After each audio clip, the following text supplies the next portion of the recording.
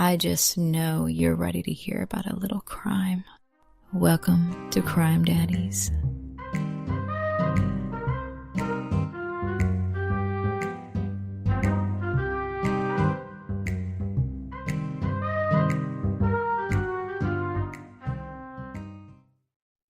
Warning, this podcast is hosted by two true crime dads that will talk about murder, drugs, rape, and offenses against children. We may crack jokes and make light of something so terrible that has happened, but it will never be about the victim or the victim's family. You have been warned. Welcome back, everybody, to the new episode of the podcast. This is Crime Daddies. My name is Jacob. And I am Hunter. And we want to thank you guys so much for coming back week by week by week by week by week to just listen to more crime. It just shows who you are. And I want to tell you guys that me and Hunter are one of you guys. We also consume as much true crime as we put out, even more. I think we consume more true crime than we ever give you guys. Yeah, I work, Monday through Friday in a shop all day working on semis. I have one earbud in one of my ears, and I'm doing nothing but listening to different true crime podcasts. So yeah, that part of your brain that gets scratched whenever you listen to true crime, we have that same part in our brains. We're all just our own little weird group of people that live on these stories, not because we enjoy the violence, but because it's just interesting to know about. So we are one of you guys, and so we appreciate you guys coming back and enjoying the stuff we put out. And so other than that, that's all I got for you guys. Just thank you guys for coming back every week. Yeah, everybody, thank you so much. Like I said, every week we see our numbers getting better and better and better, and we couldn't thank all of you enough. I feel like as the Crime Daddy community, everybody's doing their part to helping us get this podcast out there to more and more people. It's been a very humbling experience having different families reach out to us, wanting us to cover one of their loved ones' cases. Yeah, and so you guys are the community. We're just people that put stuff out for you guys. And so if you want to become of that community on a official part, you can join and subscribe to us on riverside.com for free. It's crimedaddies.riverside.com for free. All we ask for is your email so we can send you guys our newsletter once a month. So join us, and it costs you nothing. It costs you $0.00 to show some love to your crime daddies as we show some love right back to you. Other than that, I think Hunter's got a pretty cool case for us over in the hills of Grandin. Yeah, Jacob, this week I'm going to take you over to the start of the Ozarks in Carter County, Missouri. Take me there. And we're going to be talking about a little tiny town called Grandin. And this crime happened back in 1973, so way before me and you were even thought of. And I've actually got some roots to Grandin myself. My dad, my brothers, and I have all hunted over in Grandin for several years. We've hunted Oregon County, Carter County, Ripley County, just all over that side, about 30, 45 minutes to an hour west of Poplar Bluff, Missouri. And one thing I got to say, there's a gas station in Grandin that makes homemade pork rinds, and they are the best pork rinds out of Southeast Missouri. And this is not a sponsored episode by them. I'm just telling you because every time I pass through Grandin, I stop at this gas station and I buy 2 or 3 bags of these pork rinds because they're homemade and they got a ranch flavor that is super good. Man, I'll tell you, that's one of the coolest parts about growing up in small places is that you find these little niche mom and pop shops, gas stations and stuff that just have such good product. And it's because the people literally put their whole life into their businesses.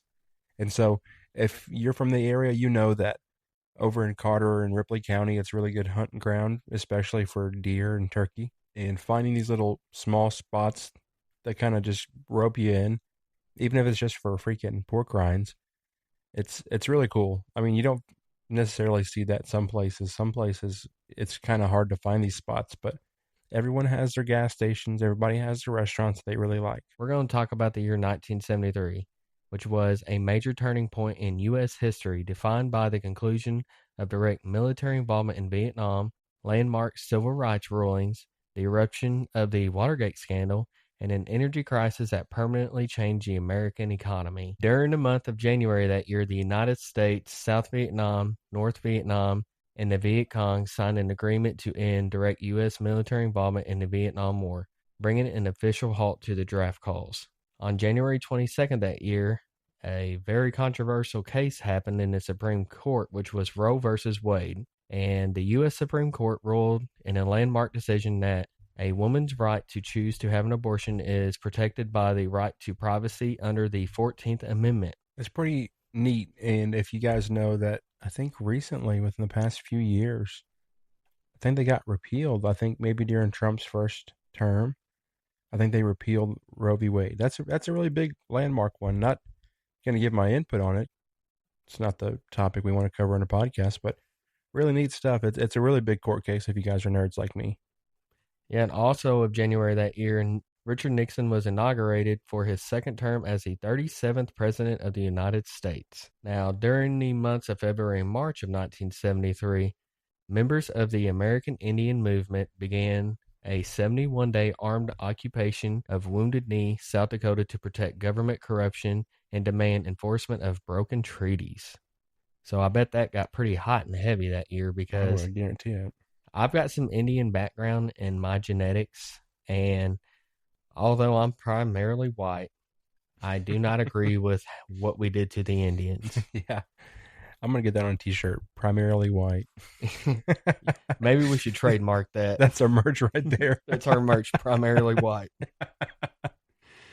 All right, so May of that year, the U.S. successfully launched Skylab, its very first space station, and also the Watergate hearings were televised regarding the escalating Watergate scandal that began in Washington, D.C., and it gripped the nation at the time. During the months of June and July of 1973, former White House aide Alexander Butterfield testified to the Senate committee that President Nixon had secretly recorded all conversations and phone calls in the Oval Office, shifting the trajectory of the Watergate investigation. During the months of October and November that year, in retaliation for U.S. support of Israel during the Yom Kippur War, the Organization of Arab Petroleum Exporting Countries declared an oil embargo against the U.S. This sparked massive gas shortages and long lines at the pump. Kind of relative to what's going on today, to be honest. Sounds like me at the pump just the other day. Only they are overcharging us for gas today, which is definitely a scam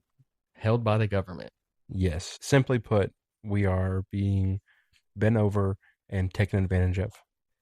During those months, President Nixon also signed the Endangered Species Act into law, establishing broad protection for fish, wildlife, and plants on the brink of extinction. So he wasn't just a crooked dude. Maybe he was actually trying to do some stuff.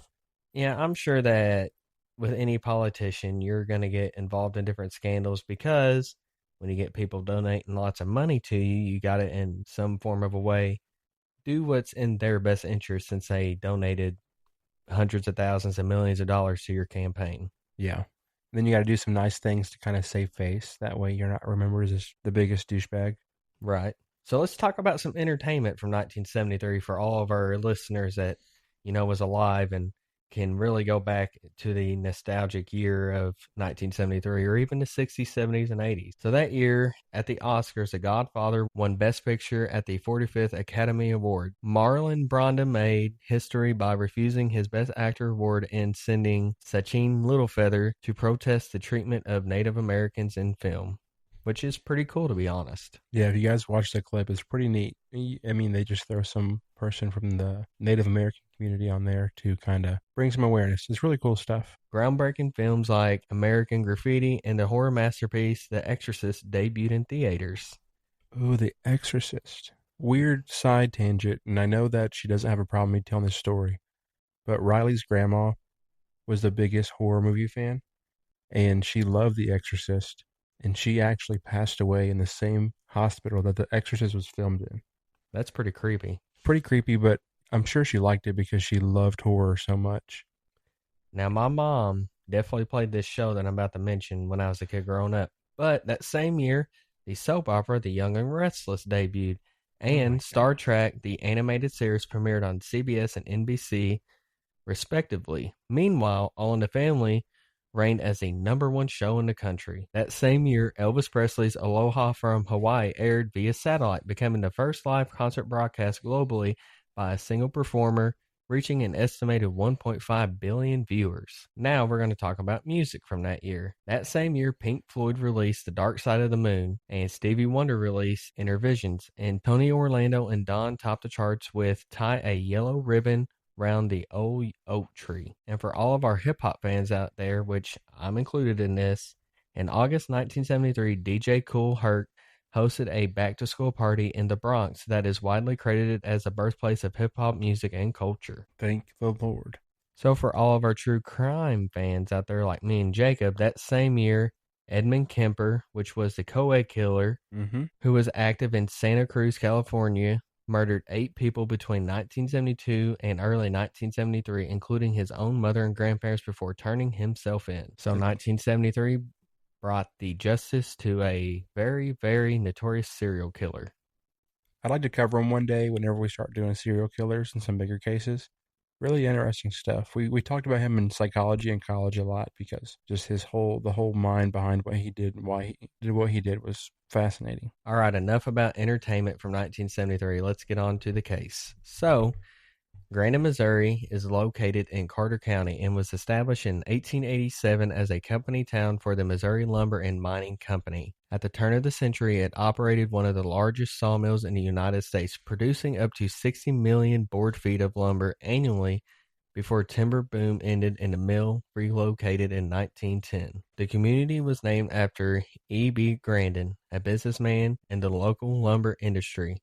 The population was 226 at the 2020 census. All right, now we're going to hop right into the crime. At approximately 1:15 p.m. on January 17, 1973, Robert Kitterman, who was the president of the Bank of Grandin, located in Grandin, Missouri, entered the bank and approached bookkeeper Ralph Stanley with an alarming story. Kitterman claimed that kidnappers had attached explosives to his chest and warned Stanley not to switch on any lights, use any electrical devices, or place any phone calls, saying that doing so could trigger a detonation. He explained that his wife and teenage daughter had been abducted and were being held in exchange for ransom money. Although Stanley could not see any explosives, he noticed that Kitterman's shirt appeared unusually tight, suggesting something was concealed beneath it. He also observed that Kitterman seemed visibly anxious. Believing the threat was real, Stanley assisted him in collecting more than $10,000 in cash, which was placed into a money bag. As Kitterman departed with the funds, he encountered L.W. Kingen, who was the superintendent of the Elsinore School District. He repeated the same account, stating that extortionists were holding his wife and daughter captive. Authorities were notified shortly afterward and attempted to locate Kitterman before he could meet the alleged kidnappers again, but their efforts were unsuccessful. Just over an hour later, at around 2:30 p.m., both Kitterman's vehicles and the car belonging to his 17-year-old daughter were discovered near an abandoned farm south of Grandin in northern Ripley County. Nearby, investigators found the bodies of Robert Kitterman, his wife Bertha, and their daughter Roberta. Wow. Each victim had been restrained and killed by a single close-range gunshot to the head from what appeared to be a small caliber firearm that was later determined to be a .32 caliber. Investigators found wires attached to Kitterman's body, but no actual dynamite. While authorities questioned whether a remotely detonated explosive device had ever existed, they believe Kitterman himself may have thought the threat was genuine. Physical evidence at the scene was scarce, consisting mainly of a bullet believed to have passed through Roberta's body, several spent shell casings, and a tire impression. So at this point, their evidence is pretty scarce, to be honest. Yeah, I mean, it's not really thorough. Not at all. And, back in 1973, there's no DNA. Nope. Not really any blood evidence other than the victim, so they can't really go off the perpetrator at any point in this case so far. Yeah, I mean, these old cases, everything's really limited. It sucks so bad because nowadays, whenever things like this happen, the chances of them being solved are so higher than they ever were back in 1970. Yeah, thank God it's almost near impossible to get away with, a devastating crime like this. Yep.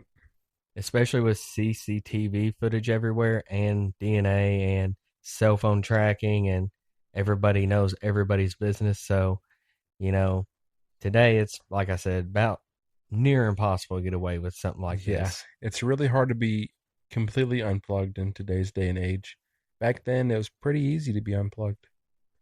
So one additional clue came from Kitterman's statements at the bank. He repeatedly referred to the abductors as they, leading investigators to suspect that more than one person was involved.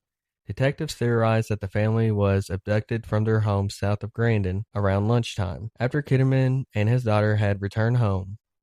According to his theory, the perpetrators either drove the family or forced them to drive to the remote location where they were later found. Bertha and Roberta were likely held there while Kitterman was sent to retrieve the ransom money from the bank. Investigators made significant progress in the case several days after the murders when they received an anonymous tip. The caller reported seeing 33-year-old former convict Dallas Ray DeLay ignite a small explosive device inside a garage in Poplar Bluff, Missouri, shortly before the Grandin murders. According to the caller, DeLay boasted that the device would be used during a planned bank robbery. What an idiot. Yeah, what the heck? How you going to sit there and brag about a crime you're about to commit to different witnesses? I mean, That's ridiculous. I hope this guy walked around with a sign on his forehead that said, "Hey, I'm a dumbass." Yeah. I'm with stupid with the arrow pointed up at your face. Yeah, I can't even believe how dumb criminals are. Thank God criminals are so dumb, though. Honestly, I mean, if it wasn't for this stupid mistake, I bet they almost probably would have had a lot harder time solving this crime. Yep. So as detectives followed up on this information, additional evidence began linking DeLay to the crime. Authorities also identified two alleged accomplices, 21-year-old Lloyd Dwayne Cohen and 22-year-old Jerry Rector. All three men were residents of the Van Buren area, and DeLay was already being sought on unrelated warrants. On January 19th, just 2 days after the murders, law enforcement officers arrested the trio in Poplar Bluff, Missouri, which is in Butler County, everybody. Yep. Concurrent with the arrest of the three men, the authorities entered a wooded area about 5 miles southeast of Grandin, and in a rude shelter of branches and old auto parts found a .32 caliber automatic pistol, a large sack of money, and a belt-like device made of wires, tape, and a stick shaped like dynamite. And this is kind of creepy to me because I've been all around the woods of Grandin hunting over the years, and it always makes me wonder, like, may I have walked by this crime scene at some point? Yeah, that's wild. Funeral services for the Kitterman family were conducted that afternoon in the local school gymnasium, drawing a crowd of several hundred mourners. Following the ceremony, Robert, Bertha, and Roberta Kitterman were laid to rest in a nearby cemetery. In the early days of the investigation, law enforcement struggled to make sense of the brutal killings. Despite the involvement of numerous state and local officers, along with approximately 20 agents from the FBI, the case offered very little evidence to work with. The physical clues recovered from the crime scene were limited to 3 .32 caliber bullets, 3 spent shell casings, restraints used on the victims, and a tire impression left on a muddy road near the remote location where the bodies were discovered. With so little evidence available, investigators could only speculate about what had occurred. Their leading theory suggested that the attackers confronted the Kitterman family at their home around lunchtime. Robert Kitterman was then allegedly ordered to obtain money from the bank and later meet the perpetrators at the secluded area outside of town. At the time of the abduction, the couple's younger daughter, Kathy, who was 15 at the time, and Patricia, who was 14 at the time, were attending school and were not home at the time of the crime, which, thank God. Yep. I'm glad that these assholes didn't get the entire family. That's heartbreaking whenever anyone's involved, obviously. But if you can, I don't know, if you can annihilate the whole like bloodline from this family tree, that would just be so wild. It breaks my heart. I'm glad that they were gone. And our hearts go out to Kathy and Patricia because, I mean, you know, 2 young teenage girls did not deserve to have their entire pretty well life just annihilated from them. And it's just so sad and devastating that they had to go through that at such a young age. And what just seemed like a normal day, you know, can just turn into something so tragic. So the murders deeply shook the small community of Grandin. News of the tragedy spread quickly, leaving many residents in disbelief. On the day following the killings, fear and grief were so widespread that some townspeople reportedly stayed inside their homes and avoided even routine trips, including visits to the post office located beside the bank. Then shock turned to rage. The town began to vent its frustration verbally on many newsmen who came to Grandin to cover the story, which I don't blame them because this was a huge case to come out of Grandin, Missouri. I mean, it really was. I mean, it's got robbing a bank, kidnapping, and murder, you know. Yeah, almost of a full family. So it's wild. It's got it all. And, you know, I got some of my source information from the New York Times. So think about that. Grandin, Missouri made the New York Times. Yeah, out of all the things that the country has going on in 1973, like he was telling us about, the New York Times is talking about little Grandin, Missouri, who has, what is it, like a couple hundred people that live there? It's 200 and something. But I mean, think about it. These are country folk. Like, they don't want, you know, quote unquote city slicker people coming around their country, trying to butt their nose in their business. And I can totally agree with that because I don't want people around my house, trying to get in my business. So I can totally relate to this, how they didn't want outsiders in their community. So each man was charged with 3 counts of first degree murder. After preliminary court proceedings, all 3 successfully requested that their trials be moved out of Ripley County. In April 1973, DeLay entered guilty pleas in Cole County and received 3 life sentences to be served consecutively. Rector pleaded guilty in Jefferson County later that June and was sentenced to 3 life terms to run concurrently. Cohen initially maintained his innocence in Greene County, but in September that year he changed his plea to guilty and was also given 3 concurrent life sentences. In addition to their state convictions, all 3 men either pleaded guilty to or were convicted of related federal offenses in subsequent proceedings. So they admitted to it probably because they didn't want to get the death penalty? I would assume so, but also, crimes like that just didn't happen in Grandin. Sure. And if you're the dumbass blowing up explosives in Popper Bluff and claiming you're going to use it to rob a bank, how many people in that area back then was crazy enough to do some stupid shit like that? Let's be honest. I'm sure a lot more than we'd like to realize because it's the 70s. And this is just how it goes. You take the main guy out, like you have the main guy, the people beneath him are going to go with him. Yeah, exactly. Typically, if you take the small guy out first, he's not going to take the big guy with him, but they got the main perpetrator first, so obviously his 2 little sidekicks are going to go with him. Sure enough.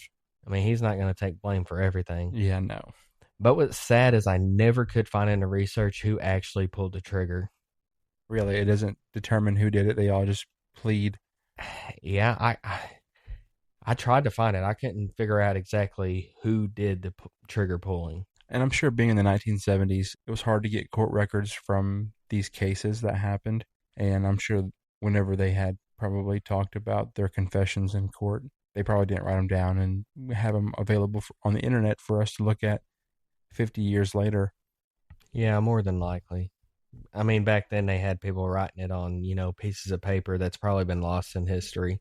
Yeah, because they just got stored into these old back rooms of these courthouses, and Lord knows if whenever they updated it all to be online, if someone might have lost something or something just, I don't know, it just happens. And so, unfortunately, there's a lot of records lost to time. So over the years, the aftermath of the crime, Jerry Rector was paroled in January 1994. He died while under parole supervision in 2004. So one asshole's dead. So Lloyd Cohen was paroled in 1995 and he was returned to prison in 2008 for a parole violation and subsequently paroled again in Springfield, Missouri in 2013.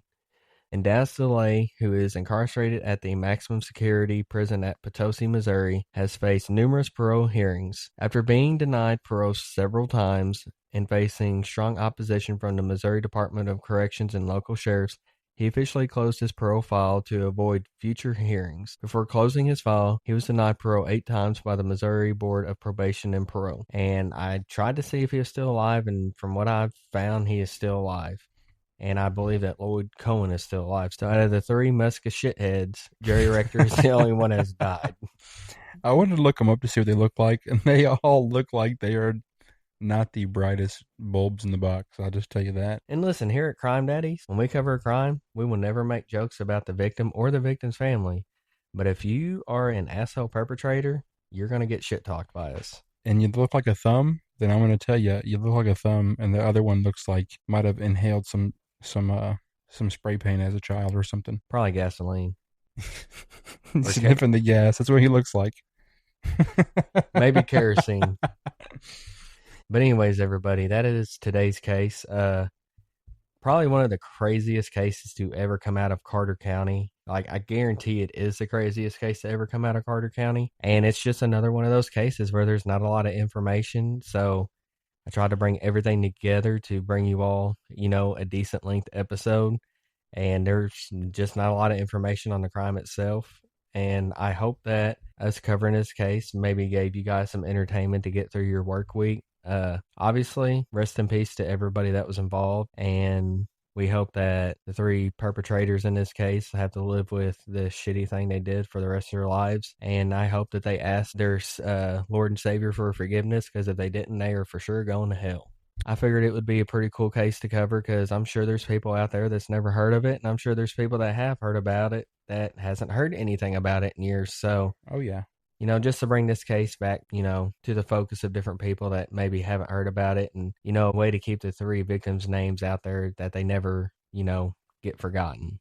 Yeah, because that's tragic. Someone's mom and dad and sister were taken that day, unfortunately, and someone else's, son and daughter, that they were connected in their families in such a way that removing them and the way they were removed is just so heartbreaking. And from everything I've seen, the Kittermans were just an amazing family, and there was really no reason that anybody should have had any sort of envy or evil towards this family because, like I said, from all accounts, they were just a great family. So the crime itself just makes zero sense other than evil and greed. And we all know that death in and of itself is always hard, but death at the hand of another person is especially hard. And so, like Connor said, our hearts break for the family, and we want to make sure their story stays alive because that's what it's all about. That's why we do what we do. And so we appreciate you guys for coming and listening to what we do because even though we might be able to joke around and pick fun at the idiots that do these things, it's also very important that we tell the stories in the best way possible using only reputable sources and let you guys know some context about these towns and everything about it and help you guys just learn a little bit. And so thanks, Hunter, for bringing us this case this week. Yeah, everybody, I hope that you enjoyed this case I brought, and I hope that I was able to put you in a time machine and take you back to Grandin, Missouri, and just kind of give you a background of the town and, try to make you be able to play the story out in your head as I described it. Exactly. That's what it's all about. And so if you guys want to hear any more cases that you have heard of from this area, or if it's cases from anywhere, if you guys are curious about having your Crime Daddies cover cases that aren't from SEMO, we are more than welcome to do those as well. Cases, it can be anything. It doesn't have to be these sad murder cases. It can be robberies. It can be kidnappings. It can be fraud. It can be scam. If you guys want to talk about Jordan Belfort and the Wolf of Wall Street and the crimes he pulled, if you guys really suggest it, we might look into it. So if you ever want to do that, then you can always suggest that to us. We have a new way of doing so, something we like to call the Crime Daddies tip line, which is a link in all of our bios on social media that takes you to a form to fill out. And we just ask for the name of the case and some sources to go along with it, and then just give us a brief backstory of the case, and then we can cover a few of those suggested cases per month. So if you guys want to hear some of your suggested cases, feel free to go to Crime Daddies on Facebook or Crime Daddies Pod on Instagram. You can find me on Facebook at Jacob Smith. The one from Dexter, Missouri is the account that's mine. You can find my personal Instagram and TikTok at Jacob W.C. Smith. And then for Hunter, you can find him at Hunter Ben Frampton on Facebook, and you can find me on TikTok at Hunter_Semo, and you can find me on Instagram at Hunter.Semo. And that is where in all of our bios we have access to that link. So go ahead, and if you're interested, go put it through and we'll look into it. If you don't know, we are Crime Daddies on Facebook, and we are Crime Daddies Pod on Instagram. So go and give us a follow there. And while you're at it, go ahead and while you have your phone out, go to Spotify or Apple or YouTube or whatever you listen to Crime Daddies on, and make sure you follow or subscribe in whatever way possible. If there's a way for you to set reminders for whenever we make new drops, go ahead and do that. And if you want to, while you're there, go ahead and leave us some reviews on Spotify and Apple Podcasts. Hopefully a 5-star review. That'd be nice. And just let us know something in the comments. If you want us to look at something, we'll respond to your comments and everything. So it's just, we're happy to get that engagement from you guys because that's what it's all about at the end of the day. Yeah, everybody, please give us like 10 seconds of your time to just leave us a 5-star review. You can say anything on the review you want. You can tell me what your favorite color is. You can tell me what high school you went to. You can tell me what your favorite car ever was. I mean, it doesn't matter.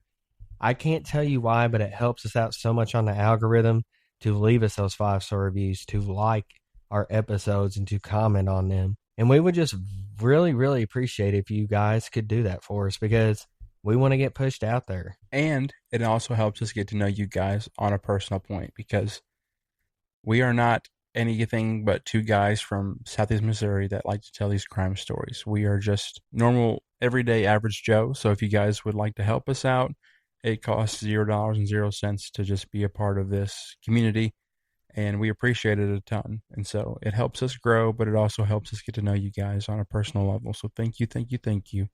And just take the time to go do that if you don't mind. And until next time, everybody, remember, listen to the crime, don't be the crime. Goodbye. Later.